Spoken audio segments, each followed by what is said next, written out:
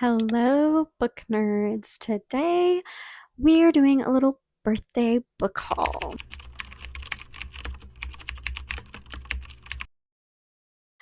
Alright, guys, so through various different avenues, I have collected about 14 books for my birthday, which is at the end of the month of January. So we're just going to go through them.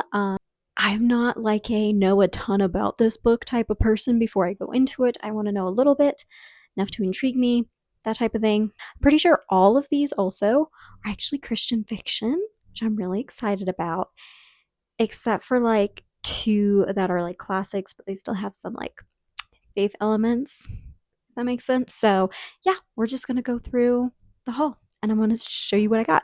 Okay, so the first two books that I got were actually from a lovely subscriber here, Sammy. Thank you so much for spoiling me for my birthday. You are so sweet, and I almost cried.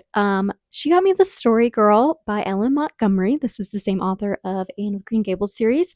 Very excited to read this, and it's an absolutely gorgeous cover. Along with that, she got me one of my favorite books of last year that I didn't actually physically have, and that was Sense and Suitability by Pepper Basham. So thank you so much, Sammy. I am so excited to finally have this on my shelf. All right, and then the rest of this is basically from myself shopping gift cards I got and from my husband. So next, I got Someone Like You by Karen Kingsbury. I think this is one of like a standalone within the Baxter series, but I got this one in particular for a reading vlog. I have read some Karen Kingsbury and, she's decent and stuff, but yeah, I wanted to pick up this one for a reading vlog. I had a gift card. I was like, might as well. This one was made into a movie and stuff, and it can be read standalone from the Baxter series, but I think it has some interwovenness to it. I don't really know much about it. It just says it is an achingly beautiful and redemptive love story for our times. So, and yeah, beautiful and redemptive love story. I feel like those are probably all buzzwords for me. I'm still trying to figure out what are, but I feel like that's what I go for. All right, and then next up is Prowl by Colleen Coble. I have not checked out this author before. Again, this was one I got with a gift card that was gifted to me for my birthday. It says it's a sanctuary novel. I'm not sure if it's supposed to be like in an interconnected series or not. It probably is, but the cover drew me in. She's a kind of like suspense thriller author within the Christian sect, and I haven't read any of that within the Christian fiction sect, so I wanted to check that out. The cover just drew me in. I really liked a show, and I liked the book called Zoo. And this kind of like gave me that sense. So it says that when a worker at the sanctuary is discovered dead in the tiger enclosure, authorities assume that the big cat killed her. But when the autopsy shows she was killed by a lethal dose of anesthetic delivered by a tranquilizer gun, suspicion falls on Blake Lawson, the co-owner of the sanctuary. That's all I'm going to read. There's like 3 more paragraphs. Why do books tell you so much? I just need like 1, 2, 3 sentences tops, and I'm good, guys. So yeah, excited to check that out. All right, and then next I got Under the Magnolias by T.I. Lowe. This is a very popular Christian author. I actually got this one because this is one of my cousin's favorite Christian fictions, and I've been hearing her talk about it, and I was like interested in it. I believe it's a historical fiction, although it says it's set in Magnolia, South Carolina in 1980. How is the 80s historical fiction, guys? Oh, I'm very confused. What is categorized as historical? Like, what is the threshold of that? Because that just does not seem old enough at all. Um, and it says, want to read any of this? T.I. Lowe's gritty yet tender and uplifting tale reminds us that a great story can break your heart and then heal it in the best possible way. And somebody, Lisa Wingate, I don't know who that is, but she said about this book, a luminous testimony to the power of neighbors and the ability of a community's love and faith to shelter its most vulnerable residents. So it sounds pretty interesting to me. This also, the cover is different. It's like a different feel to it. I'm not sure what you would call it, but I like it. It's also a gorgeous cover, so I'm excited to check it out. All right, next we have The Last Sin Eater by Francine Rivers.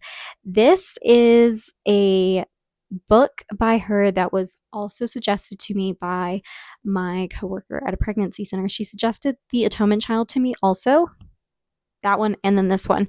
And I read The Atonement Child already and got it last year, and I really, really adored it. So I was like, I need to pick up this one since she also recommended this one. I don't really know much about this one besides there's something about like a myth of a sin eater, and it happens in the valleys of Appalachia. So that is where my heart and soul is.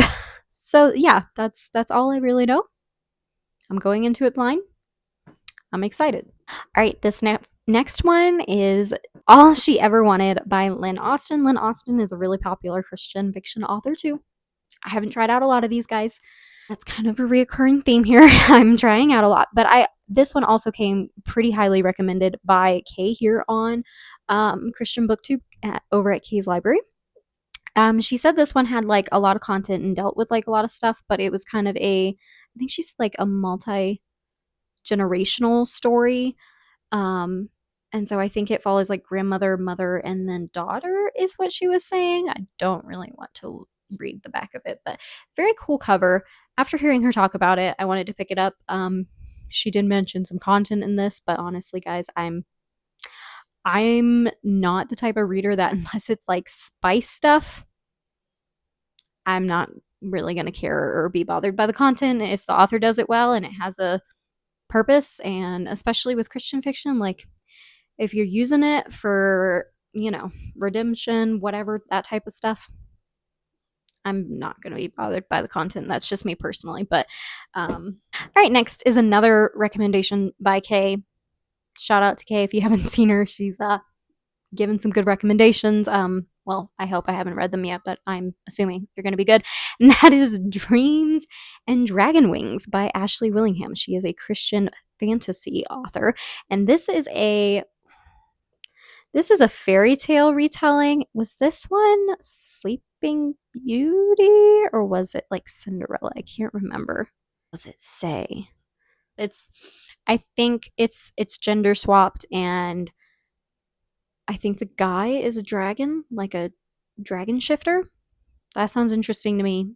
The cover's gorgeous, so I got it. All right, obviously I'm just going and picking them up willy-nilly because I did not push any of these in any sort of categories because now we're doing like a regency. This is To Charm a Lady by Joanna Barker. I was hearing so much about this, and after reading Sense and Suitability last year by Pepper Basham, I was like, maybe I like Regency. Like, I like these vibes. And I never really picked that up before. So I don't really know what this one's about. I feel like I remember seeing like a thing or two about it, but I can't remember. I think there's some maybe like matchmaking going on. I honestly can't remember. I don't want to read the back and like know too much about it, but it's a very pretty cover. All right, and then I also got the fifth in the Anna Green Gables series. This is Anne's House of Dreams by Ellen Montgomery. I have not read the fourth one yet, but I just went ahead and bought the fifth one just, just in case, because I have been kind of reading them one at a time. Like, of course, you've been reading them one at a time, Ktree. I've been reading like one a year lately, and I don't know why. I just haven't had the next one, so I've just been going really slow like that. Now I have the next one if I want to speed it up some. All right, next is Of Love and Treason. This is by Jamie Ogle. This is like a historical fiction, but it is about historical fiction romance, but about St. Valentine. So I was very intrigued by this when I saw Oshina talk about it in a reading vlog, I believe. And so, yeah, I had it on my wish list and all that. So I'm very excited. I haven't like done any historical fiction kind of like farther back in this like Rome AD period, and I'm really excited to see how it's like, see if I enjoy it. So, all right, the next one is Tea with Elephants. This is by Robin Jones Gunn. Sorry. This is in the Suitcase Sisters series. It's kind of like interconnected series. I don't think you have to read. I'm not sure. I wasn't sure if you had to read them all, but third one's coming out this year and it's in Scottish Highlands. So I was like, I need to get into the series, guys. Also, this cover is adorable. gorgeous. The only thing I've heard about it content wise is that there's some like animal stuff because they're in Africa. That doesn't bother me at all. So I got it and I'm hoping I will enjoy it.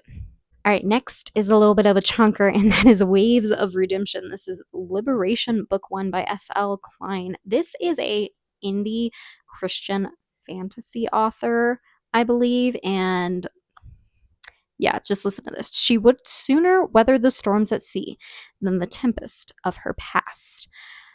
So it gives some background of our two characters. I'm not going to read much of that, but like just listen to like this little last part. But when the hour of vengeance that he waited for comes, can he overcome the desire for justice and show mercy?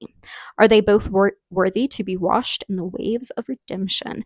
This seems like it's going to have great faith elements. I've also heard that one of the main plot points of this book is human trafficking. I've never dove into any books that really deal with that as a subject matter, but I'm really curious and interested to. I like heavy stuff, guys. I like real and raw stuff. I like stuff that makes me think. So I'm really excited for this. It's also absolutely gorgeous.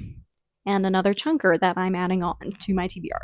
Right. And then finally, last but not least, is kind of a controversial one. Redeeming Love by Francine Rivers, guys. This is like the most popular Christian romance book that there is on the market. I mean, it's one of the only ones that it's like sold millions worldwide. It is a retelling of the book of Hosea and Gomer's love story from the Bible, set in 1850 California gold country. So it's also a chonker. Not quite. I think it's like right under 500 pages, something like that. Not quite 500, but I think it's like 480 something. So what am I doing to myself? Why am I getting this book? I guess you'll find out in an upcoming video. But yeah, I'm optimistically excited. All right, guys, I think that was it. I think that was the 14 books. Like I said, all Christian fiction except for the 2 Ellen Montgomery books. Those are classics considered. She does write with faith elements in them, especially in the Anne series. From what I know of her writing and stuff. So we got a lot there. We got romance. We have just like contemporary. We have historical. We have regency. We have fantasy. And different realms of everything. I would love to know if you guys have read any of these, or if any of these are also on your radar, or if I introduced you to a new book today that you want to add to your TBR. Let me know down in the comments, guys. And I hope you have a great rest of your week. Bye, guys.